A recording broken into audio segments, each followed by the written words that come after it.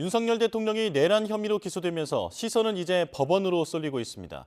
이르면 오늘 사건을 심리할 재판부가 결정될 전망인데요. 취재기자 연결합니다. 김태원 기자.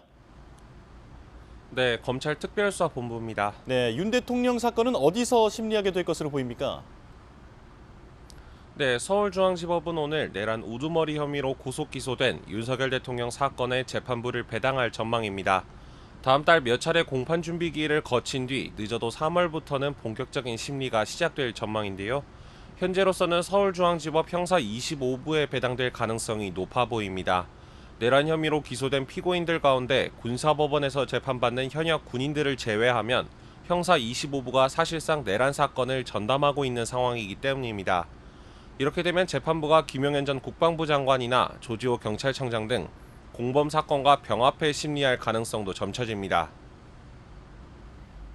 네, 윤 대통령으로서는 탄핵 심판과 형사 재판을 동시에 받아야 하는 상황인 거죠?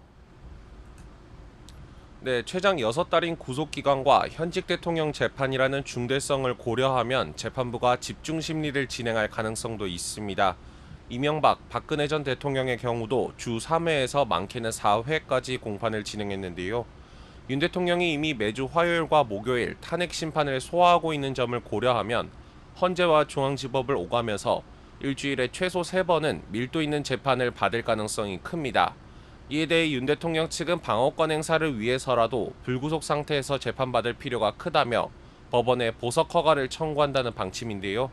사건이 배당되면 재판부는 윤 대통령 측과 검사 측 입장을 들어보고 보석 허가 여부를 결정할 것으로 보입니다. 네, 윤 대통령이 기소되면서 수사는 마무리 단계로 보이는데 남은 쟁점들도 있다고요.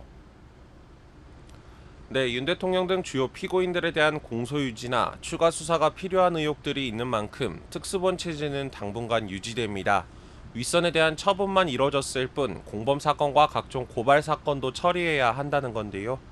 국회 봉쇄나 선관위 침투 작전에 관여한 일선 군 지휘관들이나 주요 인사 체포조 활동에 관여했다는 의혹을 받는 경찰과 국방부 조사본부 관계자들에 대해서도 수사가 이루어지고 있습니다. 또 검찰은 앞서 윤 대통령을 기소할 때 내란 혐의만 적용하고 불소추 특권이 적용되는 직권남용 혐의는 제외했는데요.